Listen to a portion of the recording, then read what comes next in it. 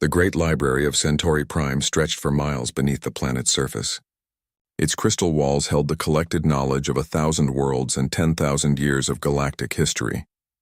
In the deepest section, where few beings ever ventured, sat rows upon rows of data crystals containing myths, legends, and stories that most civilizations had forgotten. Archivist Kellen moved through these forgotten halls with practiced ease. Her 6 arms worked quickly, sorting through ancient files that had not been touched in centuries. The Althari were known throughout the galaxy as careful record keepers, and Kellen took pride in maintaining even the most obscure pieces of information.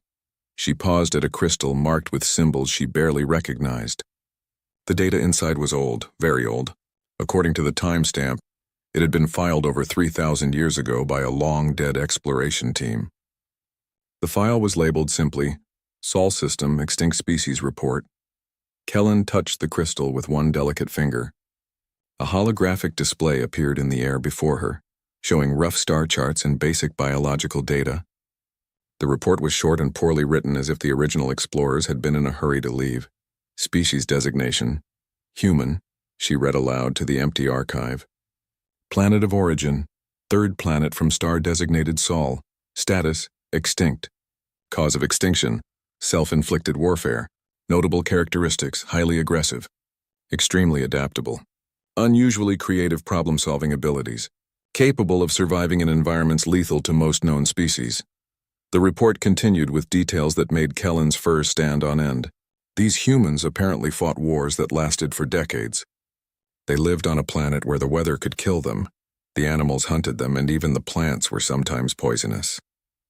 Yet somehow they had become the dominant species on their world. The most disturbing part was a note at the end. Recommend complete avoidance of Sol System. If humans somehow survived their wars, they would pose significant threat to galactic stability. Their combination of intelligence, aggression, and adaptability is unprecedented in known species. Kellen saved the file and moved on. It was just another story from a dead world. The galaxy was full of such tales. 3 sectors away, Admiral Zektar of the Hegemony Fleet stood on the bridge of his flagship, the Dominator. Through the massive viewport, he could see the conquered world of Rigel 7 burning in the distance. Another easy victory for the Hegemony war machine. The Hegemony had broken away from the weak Galactic Federation 50 years ago.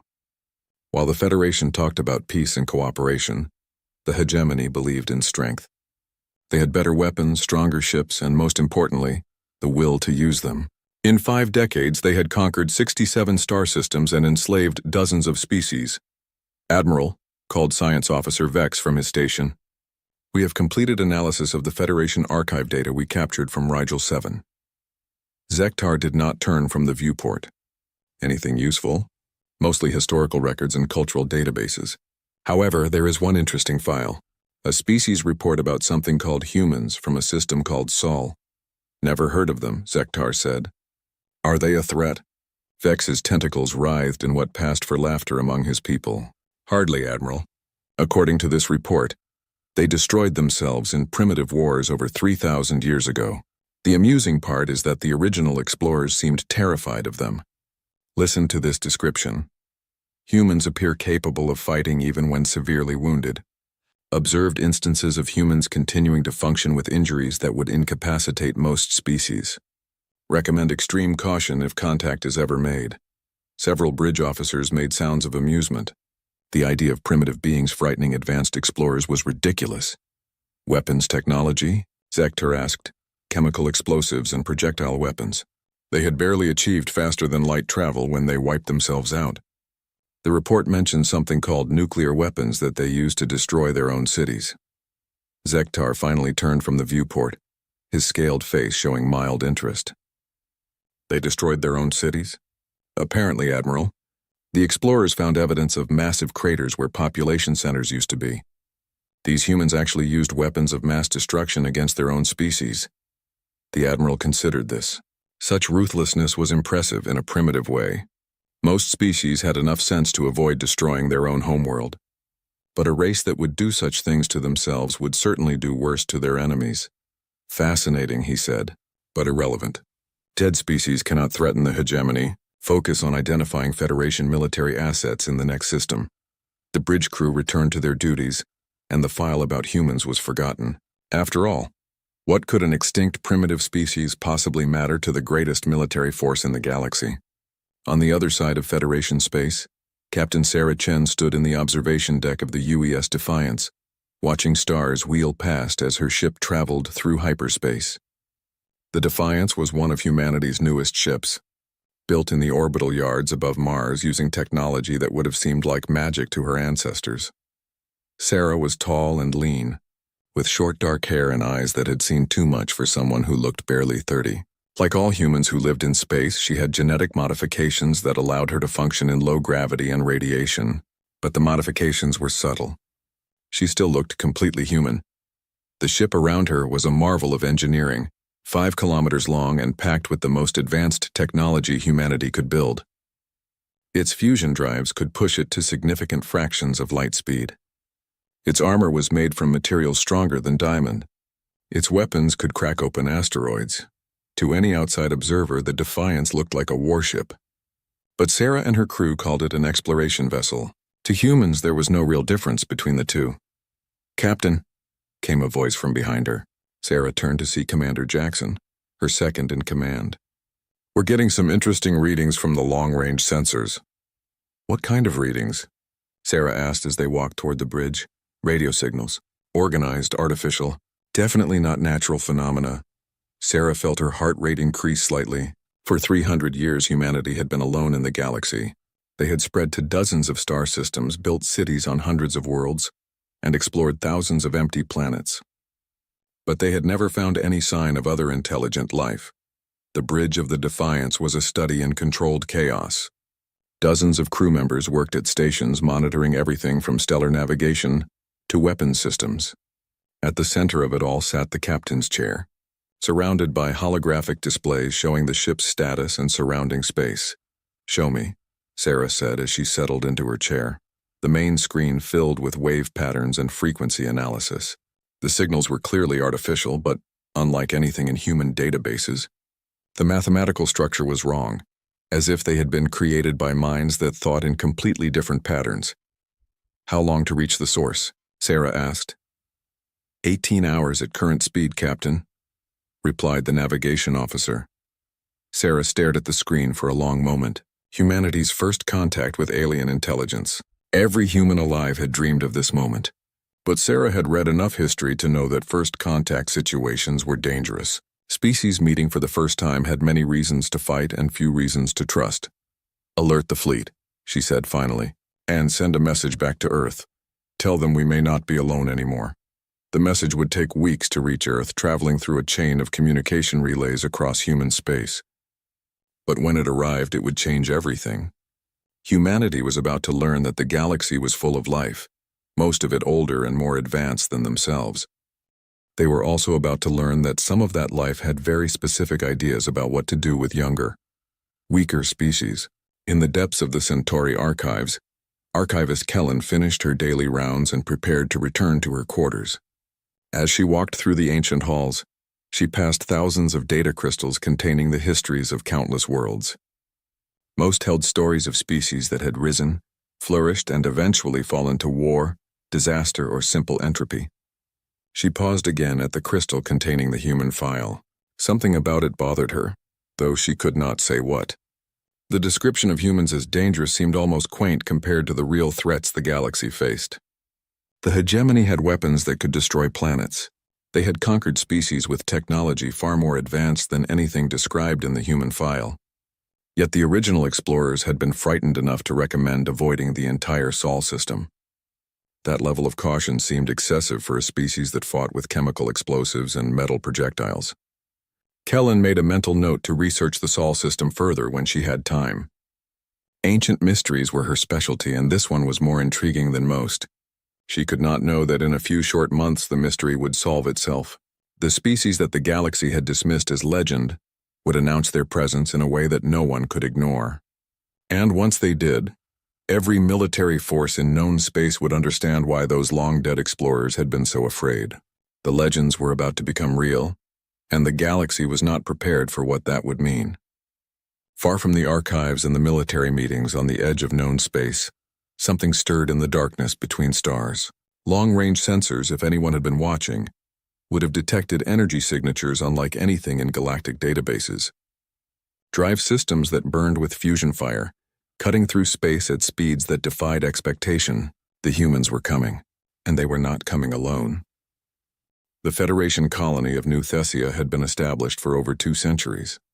It was a peaceful world, home to 3 million beings from a dozen different species. The colonists had built their cities in harmony with the planet's natural beauty, creating gardens that stretched between crystalline towers and artificial lakes. Ambassador Lyran stood in the communication center of New Thessia's capital city, staring at the message that had arrived 6 hours ago. She had read it dozens of times, but it still seemed impossible. The message was crude, transmitted on ancient radio frequencies that most modern ships did not even monitor. It consisted of mathematical sequences, basic chemical formulas, and simple pictures drawn in ones and zeros.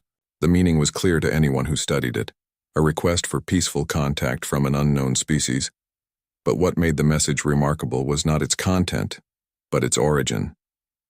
The signals had come from ships using drive systems that the Federation had abandoned centuries ago. Fusion rockets, of all things. It was like receiving a message from the distant past. "Ambassador," said her aide, a young Althari named Seren.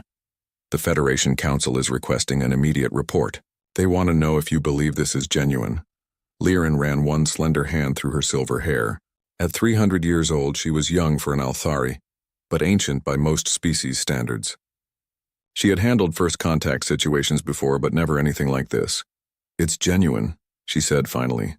"The mathematical proofs are too complex to be fake, and the engineering signatures are consistent throughout all the transmissions. Someone is out there and they want to talk. Should we respond?" Lyran considered this carefully. Federation protocol required extensive analysis before responding to unknown species. There were committees that needed to meet, experts who needed to consult, and safety procedures that needed to be followed. The process usually took months, but something about these messages felt different. There was an urgency to them, a sense that whoever had sent them was taking a great risk just by making contact. And there was something else, something that made her fur stand on end when she thought about it too much. The mathematical sequences in the messages were not just correct.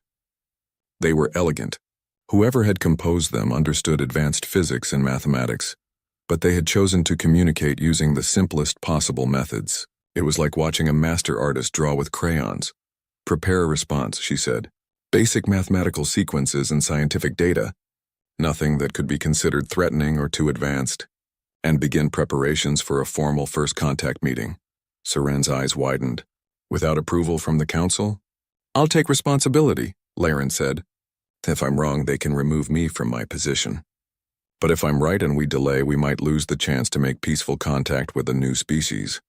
The response was transmitted 8 hours later. Within 4 hours, they received a reply that made Lyran's decision look prophetic. The unknown ships were requesting permission to enter New Thessia's star system for a formal meeting. They promised to approach slowly with weapons powered down, following whatever protocols the Federation deemed appropriate. More importantly, they had somehow learned enough of the Federation's trade language from their brief exchange to compose their message in broken but understandable galactic standard. The speed of their linguistic analysis was remarkable. 2 days later, Lyran stood on the observation deck of New Thessia's orbital station, waiting for humanity's first formal introduction to galactic civilization. Long-range sensors had detected the approaching ships hours ago, but they were still too distant to see clearly. "Contact in 30 minutes, reported the station's sensor operator. 5 ships moving in formation. Drive signatures consistent with fusion propulsion, but much more advanced than our initial estimates." Lyran nodded, trying to calm her nerves. She had handled dozens of diplomatic situations, but this one felt different. There was something about these newcomers that made her instincts warn of danger, even though they had shown nothing but peaceful intentions.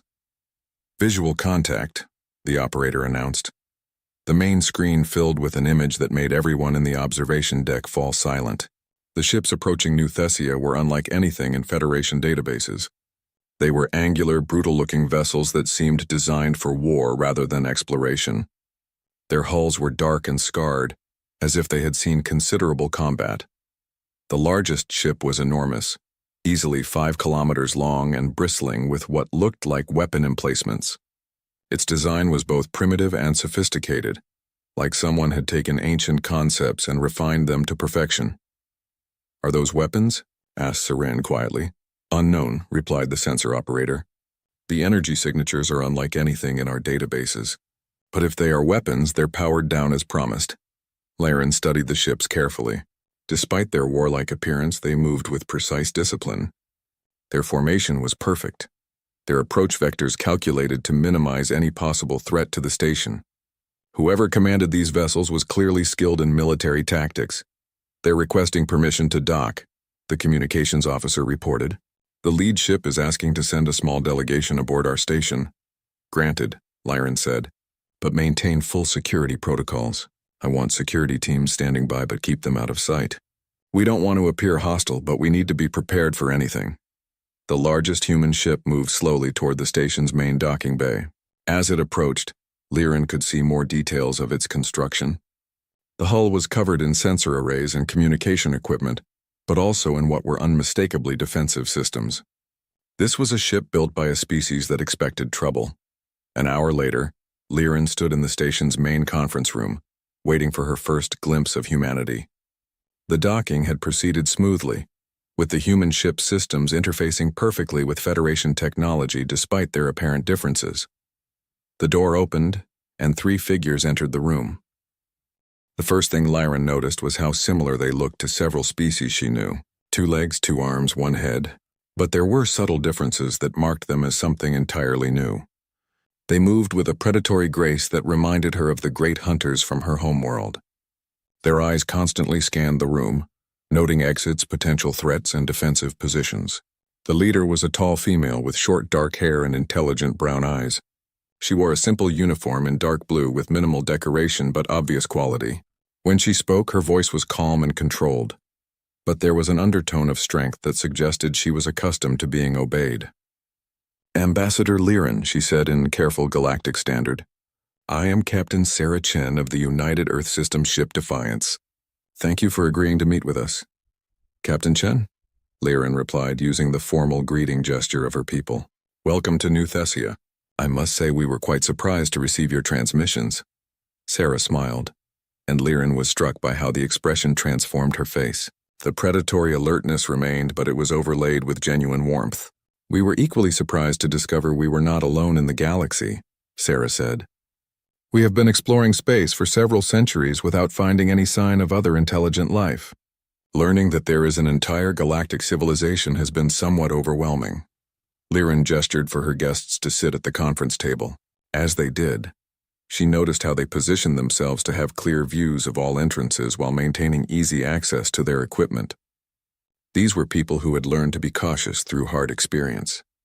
"If you don't mind me asking," Laren said, "your ships appear to be designed for combat. Is your species currently at war?" Sarah exchanged glances with her companions before answering. "Not currently, no. But humanity has learned that it is better to be prepared for conflict than to be caught unprepared. Our ships are designed to serve multiple purposes." It was a diplomatic non-answer, but Laren sensed there was more to the story. The scars on the human ships, the military bearing of their crew, the weapons that were obviously present despite being powered down, all of it suggested a species with considerable experience in warfare. "Perhaps you could tell us about your civilization," Laren said. "We know very little about your people or your history." Sarah was quiet for a moment, as if deciding how much to reveal. "Humanity originated on a planet called Earth in the Sol system. We achieved spaceflight approximately 400 years ago and began establishing colonies on other worlds about 3 centuries ago. We currently have settlements in 47 star systems, with a total population of approximately 8 billion. The numbers were impressive, but not extraordinary by galactic standards. What caught Laren's attention was what Sarah had not said. No mention of wars, conflicts, or the reasons why their ships were so heavily armed. "And your technology?" Laren asked. "Your ships use fusion drives, which most galactic civilizations abandoned long ago in favor of more efficient systems."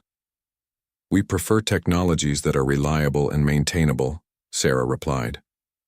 "Fusion drives may be primitive by your standards, but they work consistently across a wide range of conditions. We have found that sophisticated systems can be vulnerable when you need them most. Again, there was an undertone of hard-won experience in her words. Liren was beginning to understand that humanity's technological choices were not based on ignorance, but on bitter lessons learned through conflict. The meeting continued for several hours, with both sides sharing basic information about their civilizations. The humans were clearly intelligent and sophisticated, despite their preference for what seemed like primitive technology. They had developed advanced mathematics, physics, and engineering. Their understanding of biology and medicine was particularly impressive. But throughout the conversation, Liren could not shake the feeling that she was only seeing the surface of humanity. There were depths to these people that they were not revealing, experiences that had shaped them in ways she did not yet understand. It was near the end of the meeting when Captain Chen mentioned something that made Liren's blood run cold. "We have detected considerable military activity in this region of space," Sarah said casually. "Ships with advanced weaponry moving in organized formations. Is there currently a conflict in this area?" "The hegemony," Liren said, and saw the humans' expressions sharpen with interest. "They are a militant faction that broke away from the Federation 50 years ago. They have been conquering systems and enslaving populations throughout this region." "Enslaving?" Sarah's voice was very quiet, but there was something dangerous in it. "Yes.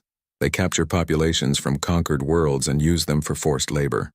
The Federation has been unable to stop them due to their superior military technology."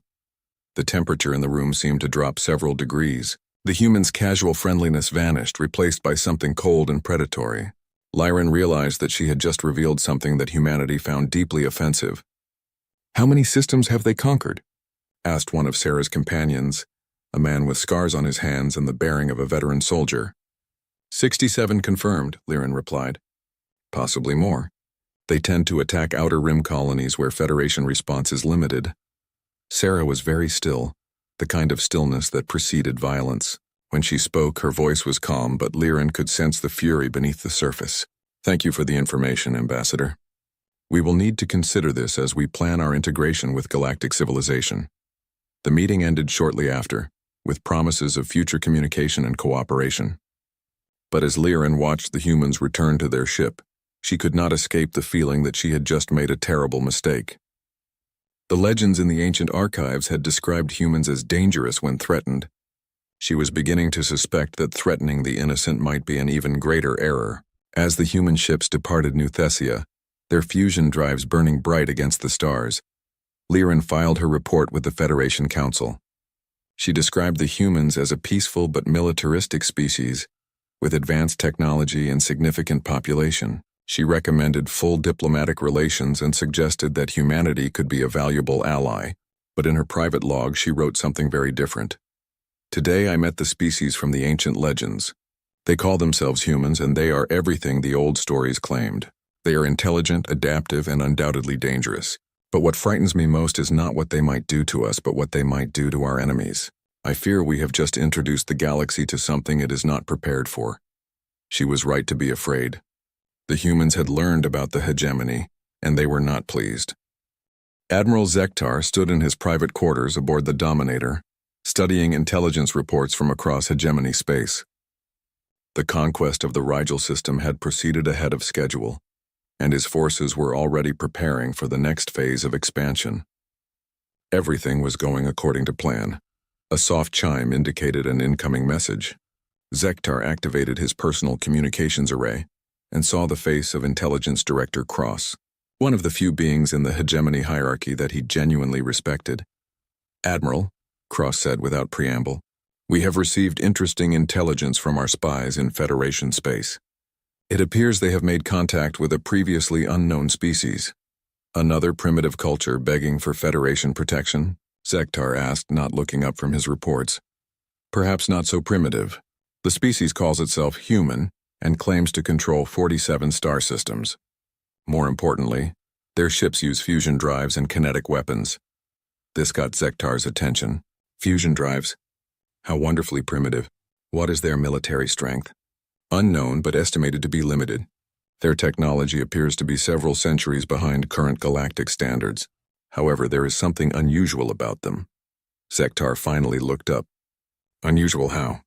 Our spies report that their ships, while technologically primitive, are heavily armed and extremely well built. Their crews also display military discipline that suggests significant combat experience. Combat with whom? If they have been isolated, what could they have been fighting? Unknown, Admiral. But intelligence believes they may have been fighting each other. There are references in their communications to something called the War that apparently devastated their homeworld several centuries ago. Zektar considered this. A species that had survived a devastating war might have useful military experience, but they would also be weakened by their losses. And if they were using primitive technology, they would be no match for hegemony weapons. Where are they located? Their nearest colony is a system called New Geneva, approximately 40 light-years from our forward positions. Long-range reconnaissance suggests a population of about 2 million, defended by perhaps a dozen ships. Perfect, Zektar said. We need test subjects for the new quantum disruptor weapons anyway. Order the 3rd Battle Group to New Geneva. Full conquest protocols. I want to see how these humans fight before we decide whether they are worth enslaving or simply eliminating. Yes, Admiral.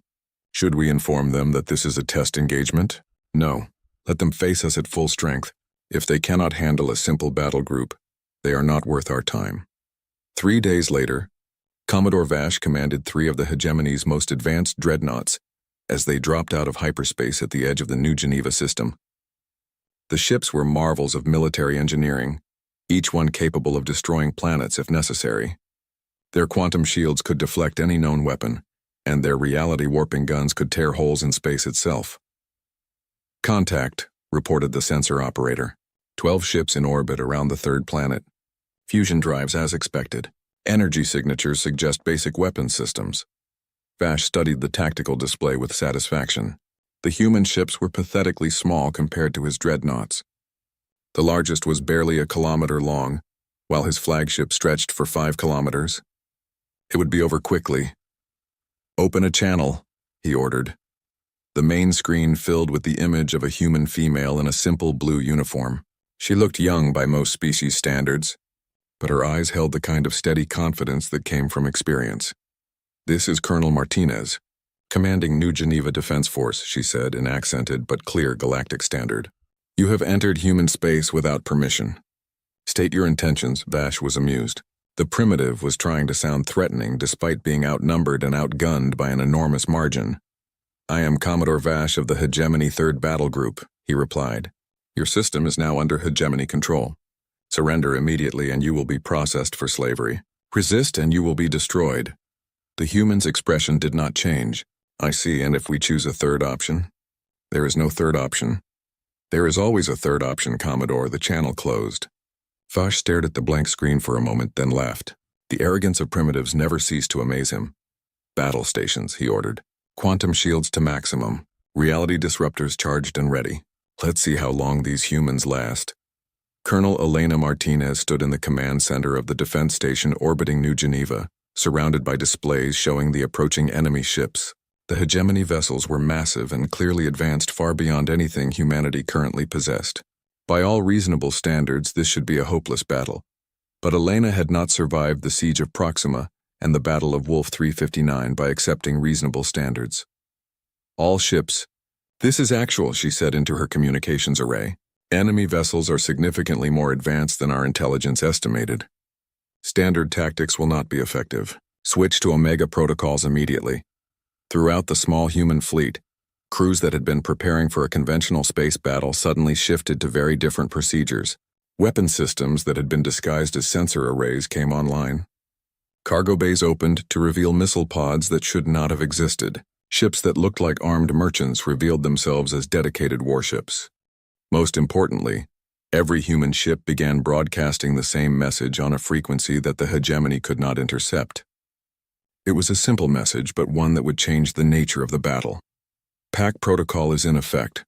I say again, pack protocol is in effect. On the bridge of his flagship, Commodore Vash watched in mild interest as the human ships began to spread out. It was a reasonable tactical formation, though it would do them little good against quantum-shielded dreadnoughts. Fire when ready, he ordered.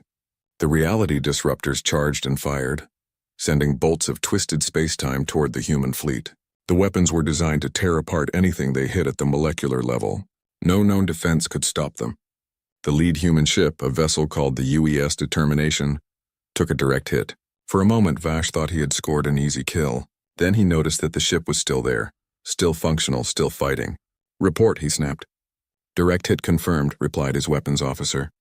"But the target appears to be undamaged." "How is that possible?" Before Vash could respond, the human ships opened fire. What emerged from their weapons was not energy beams or exotic particles, but simple kinetic projectiles. Chunks of metal accelerated to significant fractions of light speed. The projectiles struck Vash's quantum shields and bounced off harmlessly as expected. But then something unexpected happened. The human ships fired again, and this time their projectiles were different. They seemed to be made of multiple components that separated just before impact. The outer shell of each projectile struck the quantum shields and was deflected, but the inner core continued through, as if the shield was not there at all. "Shields are failing," reported the defensive systems operator. "Unknown projectile type is penetrating quantum barriers." Vash stared at the display in disbelief. The humans were using some kind of multi-stage kinetic weapon that bypassed his most advanced defenses. How was that possible? The answer was simple, though Vash would never understand it. Humanity had spent 3 centuries fighting wars where the enemy had every possible advantage. They had learned to win by being smarter, more creative, and more stubborn than anyone expected. The human multi-stage projectiles worked by using the quantum shield's own properties against them. The outer shell carried a quantum signature that the shields recognized as friendly. By the time the shield realized its mistake, the inner core was already through. It was not advanced technology. It was applied cunning, the kind that came from having to fight superior opponents with inferior equipment. As the hegemony shields began to fail, the humans pressed their advantage. But they did not fight the way most species fought. Instead of concentrating fire on single targets, they seemed to be everywhere at once, coordinating their attacks with precision that should have been impossible for such a small force. The reason became clear when Commodore Vash realized what the human ships were doing. They were not just fighting as individual units. They were fighting as a single organism, sharing targeting data and coordinating attacks in real time. When one ship was damaged, the others immediately moved to protect it. When a hegemony ship's weakness was discovered, every human weapon focused on exploiting it. Most disturbing of all, the humans seemed to learn and adapt during the battle itself. Weapons that had been effective at the beginning of the fight became useless as the humans developed countermeasures. Tactical maneuvers that should have caught them off guard were anticipated and countered. "Sir," called the communications officer, "we're receiving multiple distress signals from surrounding systems. Human ships are attacking our bases throughout this sector." Vash felt his blood turn cold. "That's impossible. Intelligence reported only 12 ships in this system." "Confirmed, sir. At least 40 human vessels have been detected attacking hegemony positions across 6 star systems simultaneously." The humans had not just been defending New Geneva. They had been preparing a coordinated strike against every hegemony position within range. While Vash had been planning to test their defenses, they had been planning to destroy his entire sector command. The battle around New Geneva continued for 3 more hours. By the end, 2 of Vash's 3 dreadnoughts were destroyed and his flagship was severely damaged. The human fleet had taken casualties as well, but they had won a victory that should have been impossible. As the surviving hegemony ship limped away from New Geneva, Vash found himself studying the tactical recordings with something approaching fear. The humans had not just defeated his force. They had done it using technology that was centuries behind his own. They had won through superior tactics, better coordination, and a willingness to take risks that bordered on insanity. But what truly frightened him was the realization that this had not been humanity's full strength. The ships at New Geneva had been a colony defense force, not a main battle fleet. If this was what human civilians could do when threatened, what were their actual military forces capable of? On New Geneva, Colonel Martinez stood in her damaged command center, receiving reports from across human space. The coordinated strikes had been more successful than anyone had dared hope. 12 hegemony bases had been destroyed or severely damaged, and their forces in this entire sector had been thrown into chaos. But she knew this was only the beginning. The hegemony would not ignore such a humiliation. They would return in greater force with better understanding of human capabilities. That was fine. Humanity had been preparing for this kind of war for 3 centuries. Elena opened a communication channel to Earth and began composing her report. It was short and to the point. First contact with hostile alien force complete. Enemy capabilities exceed previous estimates but remain manageable. Recommend full military mobilization. The pack is under attack. Time to show them why the legends exist. Across human space, the message was received and understood. Humanity had tried peace, diplomacy, and cooperation. Now they would try the alternative. The galaxy was about to learn what humans were really like when they stopped pretending to be civilized. In the depths of space, Admiral Zektar received Commodore Vash's report with growing disbelief and rage. A force that should have been invincible had been defeated by primitives using kinetic weapons and clever tactics. It was impossible, humiliating, and absolutely unacceptable. Mobilize the 1st and 2nd fleets, he ordered. I want every available ship prepared for immediate deployment. These humans will learn the price of defying the hegemony. But as his staff began preparations for a massive military response, Zektar could not shake the feeling that he was making a terrible mistake. The tactical recordings from New Geneva showed human ships performing maneuvers that should have been impossible, displaying coordination that suggested a hive mind, and fighting with a ferocity that bordered on fanaticism. Most disturbing of all was the way the humans had fought even when their ships were critically damaged. Other species retreated when faced with overwhelming odds. Humans seemed to fight harder. For the first time in his long military career, Admiral Zektar wondered if the hegemony might have chosen the wrong enemy. He was about to find out exactly how wrong they had been. Captain Sarah Chen stood before the emergency assembly of the Federation Council on Centauri Prime, her dress uniform bearing the insignia of the United Earth Systems. Around her sat representatives from dozens of species, all of them watching her with expressions ranging from curiosity to concern. The news of humanity's conflict with the hegemony had spread quickly through diplomatic channels.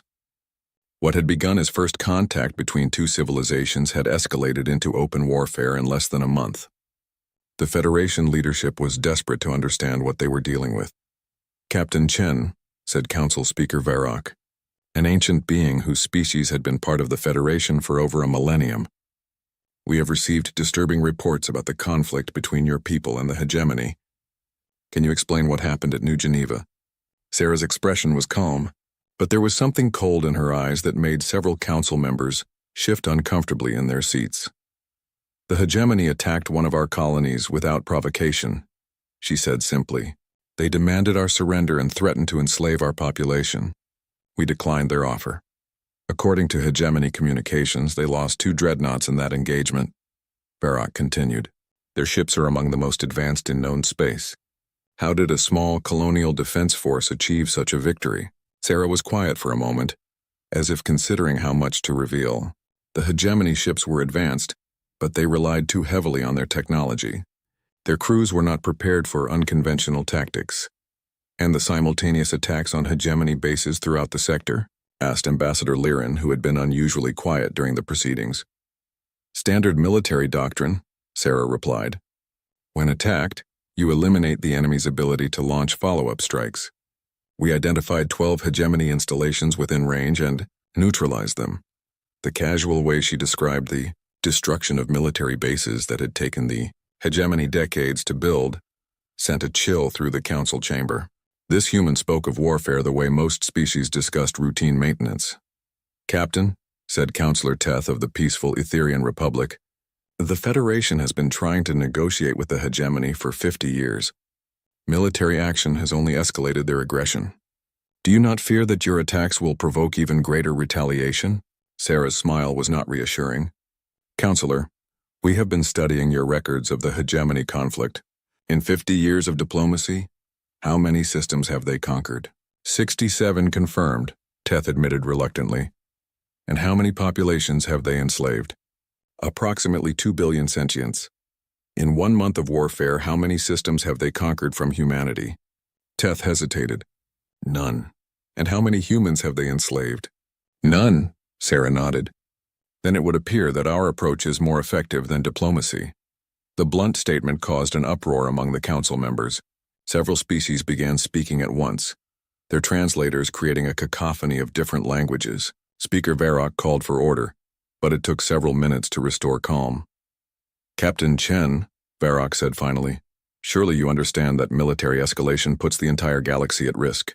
The hegemony has weapons capable of destroying planets.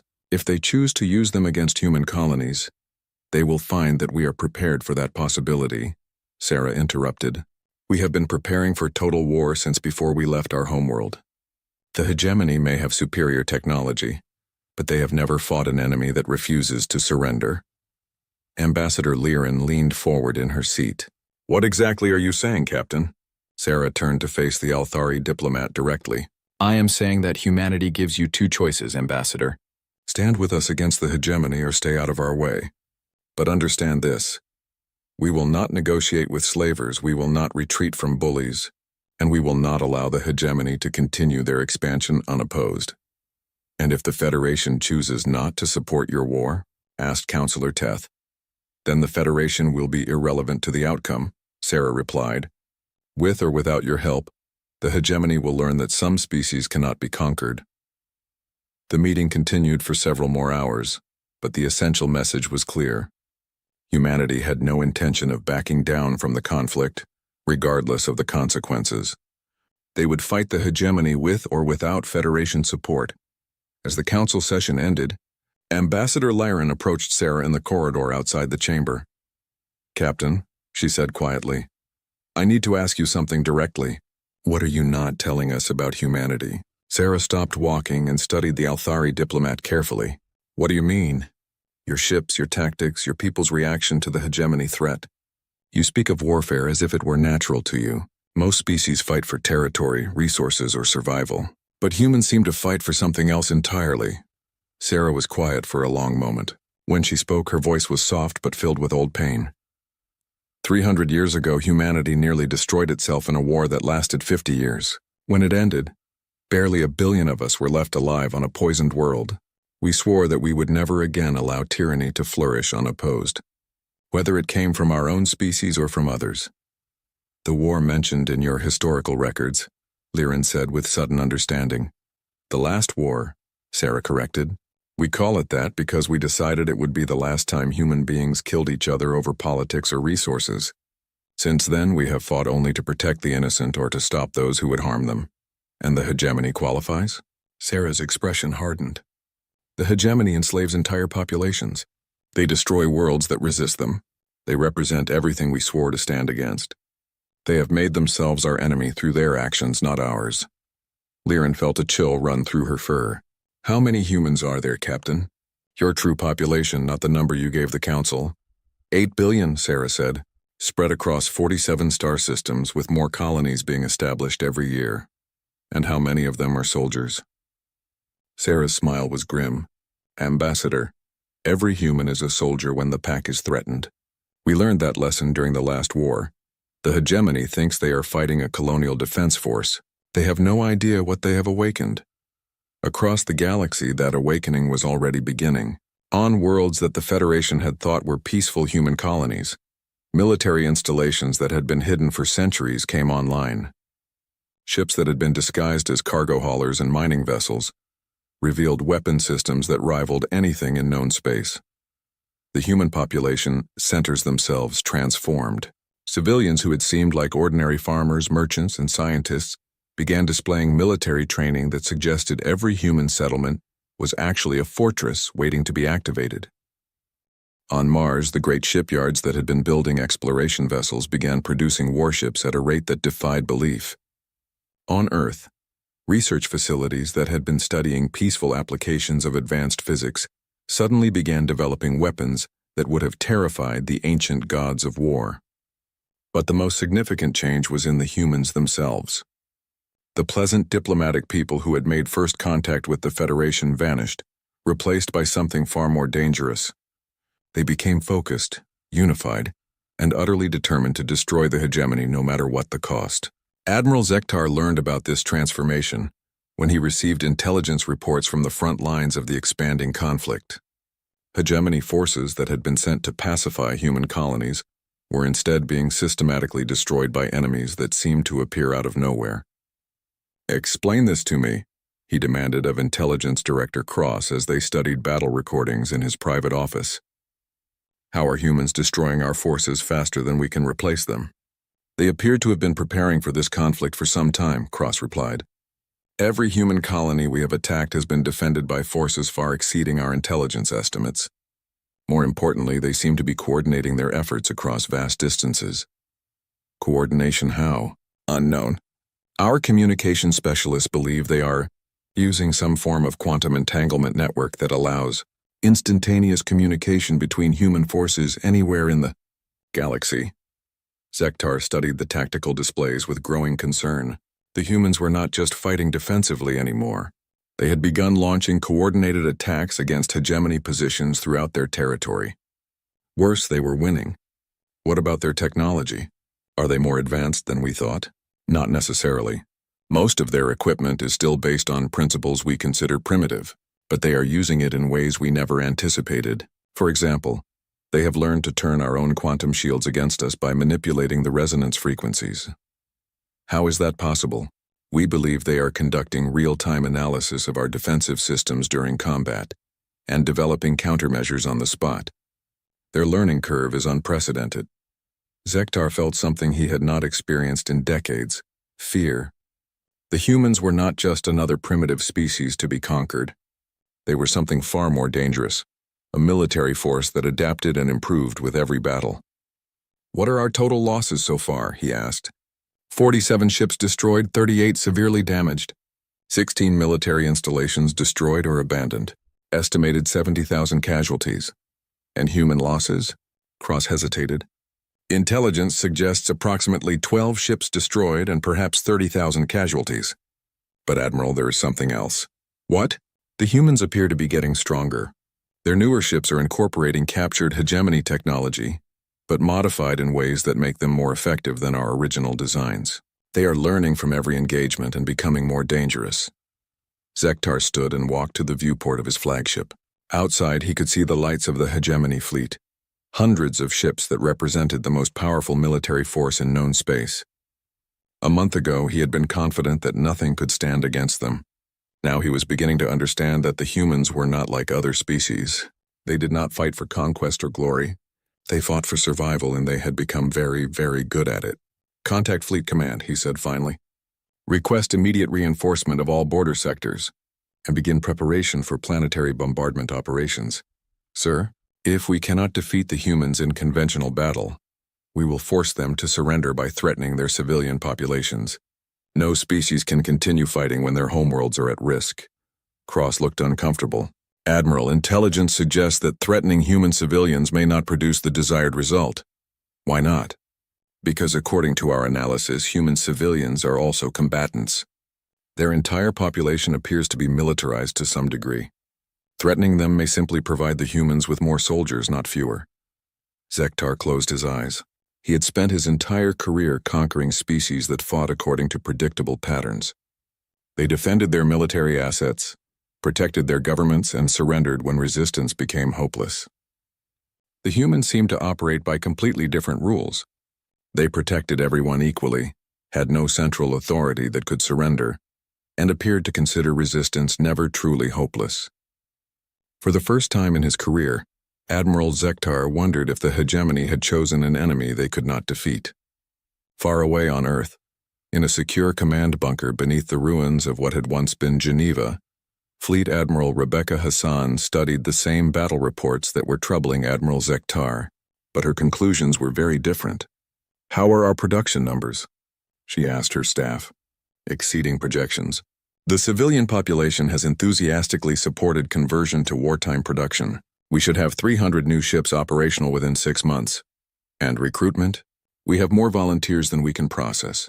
Every human colony has requested permission to contribute forces to the war effort. Hassan nodded with satisfaction. The hegemony had made the mistake that humanity's enemies always made. They had assumed that humans would fight like any other species, with limited goals, conventional tactics, and a willingness to negotiate when things became difficult. They were about to learn that when humanity went to war, they went to war completely. Every human, from Earth to the most distant colony, was now part of the war effort. Every resource, every factory, every scientific mind was focused on a single goal: the complete destruction of the hegemony's ability to threaten innocent life. The hegemony thought they were fighting a war of conquest against a primitive species. They were actually fighting a war of extermination against the most dangerous predators the galaxy had ever produced, and they were losing. The final battle for the soul of the galaxy began not with the clash of fleets, but with a single transmission broadcast on all frequencies throughout known space. Admiral Zektar received the message while preparing for what he believed would be the decisive strike against human space. His massive fleet of over 1,000 ships was positioned at the edge of the Sol system, ready to demonstrate hegemony power by destroying humanity's homeworld. The transmission was simple, broadcast in clear galactic standard from a single ship that had appeared at the edge of his sensor range. "This is Captain Sarah Chen of the United Earth Systems, broadcasting to all forces of the hegemony. You have attacked our colonies, enslaved innocent populations, and threatened to destroy our homeworld. We offered you peace. You chose war. Now you will learn why the ancient legends warned against threatening humanity." Zektar studied his tactical displays with confidence. The human ship was alone, dwarfed by his massive dreadnoughts, one vessel against 1,000. It would be over in seconds. "Admiral," called his sensor operator, voice filled with sudden alarm. "I'm detecting massive hyperspace disturbances throughout the system." Before Zektar could respond, space around his fleet began to tear open. Hyperspace portals bloomed like deadly flowers, each one disgorging human warships that were unlike anything seen before in the galaxy. The ships emerging from hyperspace were clearly human in design, but they had been transformed. Their hulls gleamed with adaptive armor that incorporated technology from a dozen different species. Their weapons were hybrids of human engineering and captured alien systems, creating combinations that should have been impossible, but were clearly devastatingly effective. Most shocking of all was their number. Zektar had expected to face perhaps 50 human ships in their home system. Instead, nearly 2,000 vessels materialized around his fleet, surrounding the hegemony force in a perfect sphere of destructive potential. "This is impossible," he whispered. "How do they have so many ships?" Intelligence Director Cross, who had joined the flagship for the final battle, studied his displays with growing horror. "Admiral, I'm detecting ships from every human colony in known space. But that's not all." "What?" "I'm also detecting ships crewed by non-human species. Federation vessels, civilian transports, even some ships I don't recognize. They appear to be fighting alongside the humans." The truth was both simpler and more complex than Cross understood. In the 6 months since the conflict began, humanity had done something that no species in galactic history had achieved. They had united dozens of previously neutral civilizations in a common cause. It had not been accomplished through diplomacy or political maneuvering. Instead, humanity had simply demonstrated what they were fighting for by their actions. Every world the humans liberated from hegemony control was given immediate independence and protection. Every species that asked for help received it, regardless of what they could offer in return. The humans fought not for conquest, but for the right of all sentient beings to live free from tyranny. It was a concept so alien to galactic politics that most species had not believed it at first. But human action spoke louder than any words. Now, as the final battle began, humanity was no longer fighting alone. They were leading a coalition that represented the hopes and dreams of hundreds of worlds and billions of sentient beings. Captain Sarah Chen stood on the bridge of the UES Defiance, watching as her fleet completed its deployment around the hegemony force. The ship had been completely rebuilt since first contact, incorporating the best technology from dozens of allied species while maintaining its essentially human character. "All ships report ready," announced her communications officer. "Fleet composition?" Sarah asked. 1,800 human vessels, 200 Federation ships, 150 civilian volunteers from liberated worlds, and 50 ships from species we've never encountered before who traveled across the galaxy specifically to join this fight. Sarah nodded.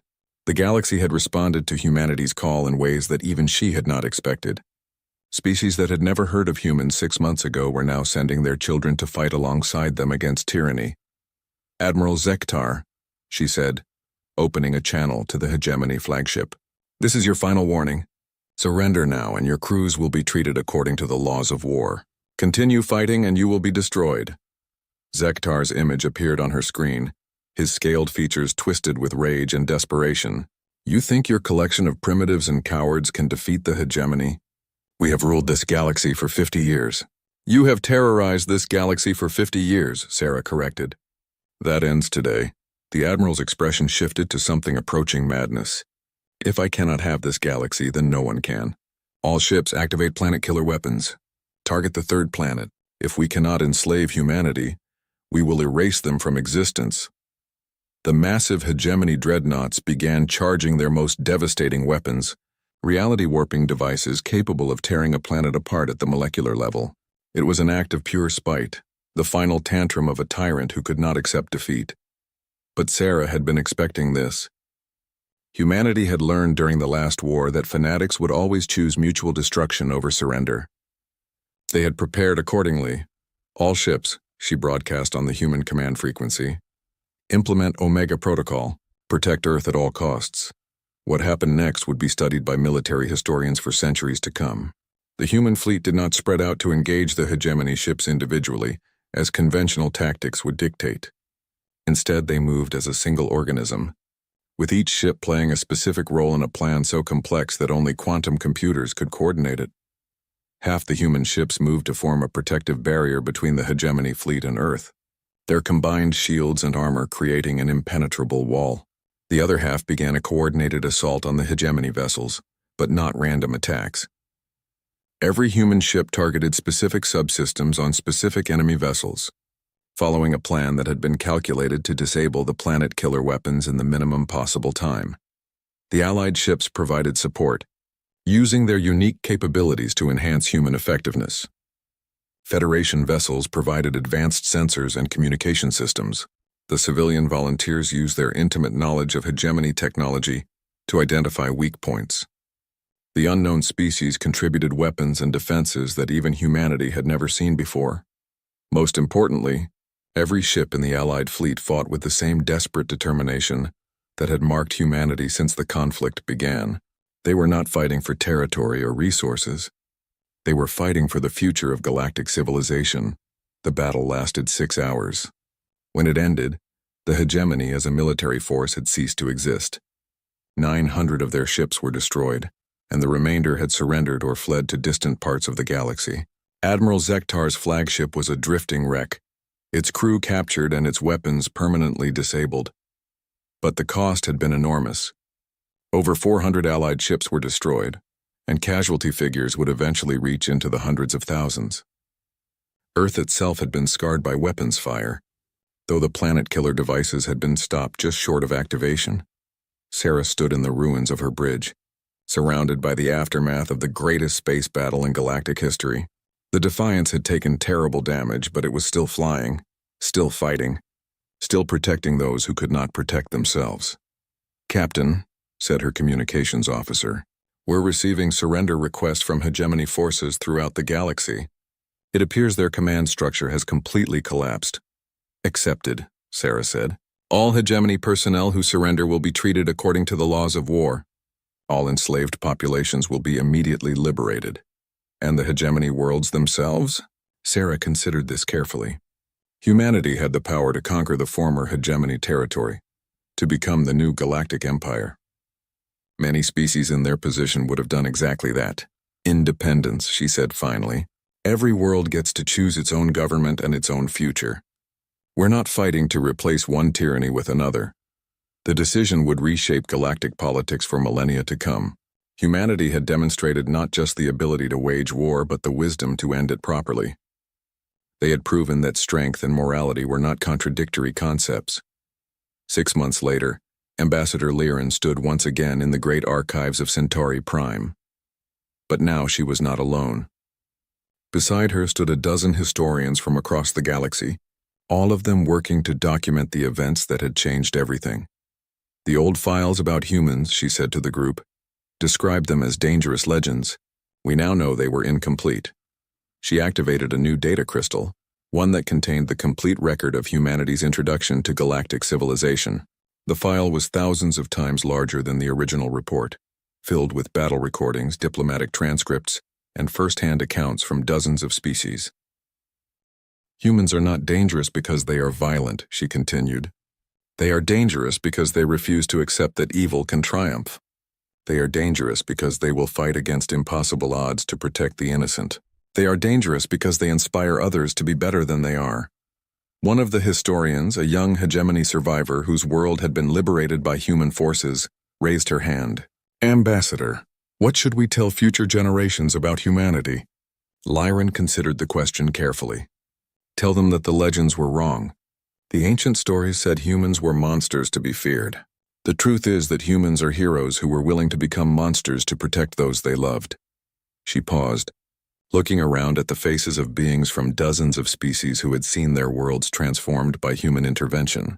Tell them that when the galaxy was darkest, when tyranny seemed unstoppable, when good beings everywhere had given up hope, humanity arrived and reminded us all what we could be. Tell them that legends become real when someone is brave enough to make them real.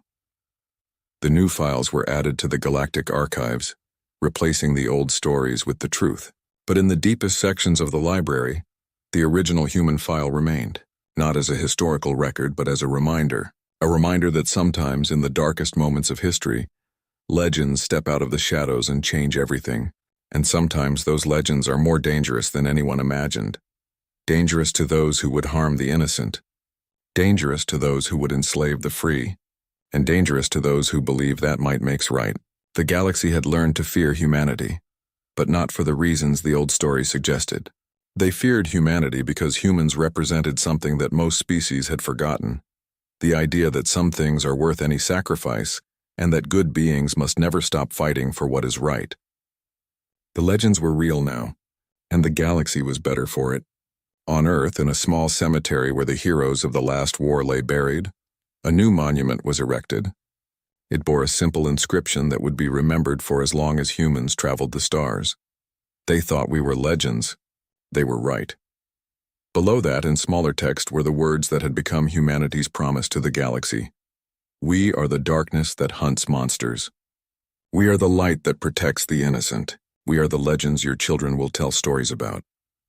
And across the galaxy, in homes and schools and meeting places on thousands of worlds, those stories were being told. Stories of the humans who had come from nowhere to save everyone. Stories of the species that had refused to let evil triumph. Stories of legends made real. The galaxy was safe, and everyone knew exactly why.